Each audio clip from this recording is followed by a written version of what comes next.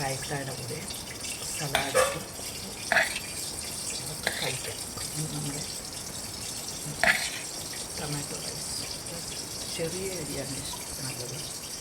ബാസ്മതി ആണെങ്കിൽ ചെറിയ അരി, ചെറിയ ടൈപ്പ് അരിയാണ് നമ്മുടെ. ഇത് നമുക്ക് അണ്ടിപ്പരിപ്പൊക്കെ ആയിട്ട് ഗാർണിഷ് ചെയ്യാം.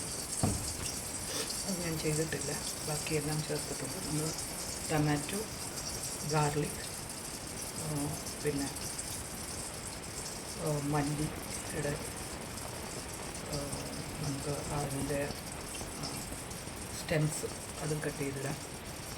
പിന്നെ അല്പം സോൾട്ട്, ഷുഗർ ഇതെല്ലാം കൂടെ നമുക്ക് ആദ്യം ടൊമാറ്റോ നല്ലോണം വഴറ്റും.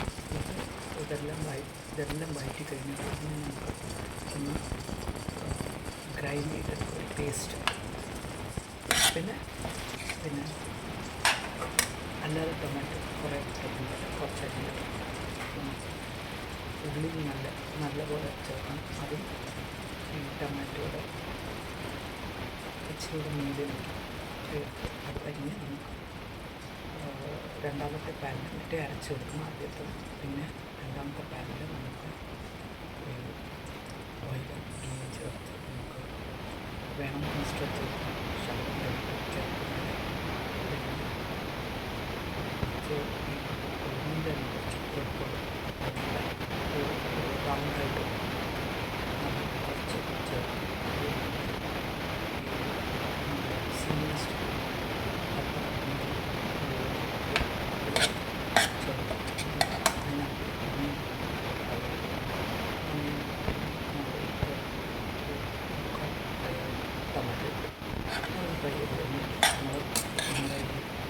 ഗ്രൈൻഡ് ചെയ്ത് വെച്ച് മനസ്സിലാക്കി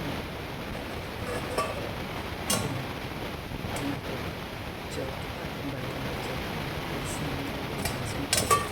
റൈസ് എല്ലാം വെച്ചിട്ട്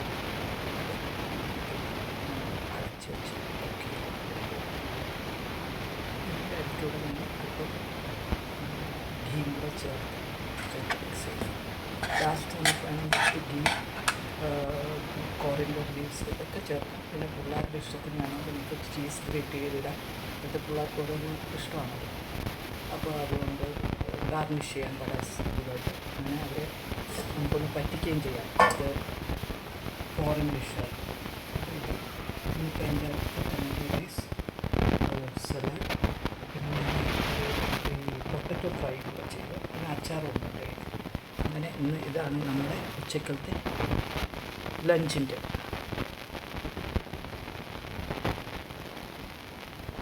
ഇത് നല്ല ടേസ്റ്റിയാണ്. നല്ല രീതിയിൽ നമ്മൾ ലോ ഫയറിൽ വേണം ഈ ടൊമാറ്റോ റൈസ് ഉണ്ടാക്കാൻ, എങ്കിൽ അതിൻ്റെ ഫ്ലേവർ നല്ലതായിട്ട് വരത്തുള്ളൂ. അപ്പോൾ ഇതാണ് ഇന്നത്തെ മെനു. പിന്നെ പാപ്പടുമുണ്ട്. ഞാൻ ഇത്രയും നിങ്ങൾ കാണിക്കുന്നത്. ശരി.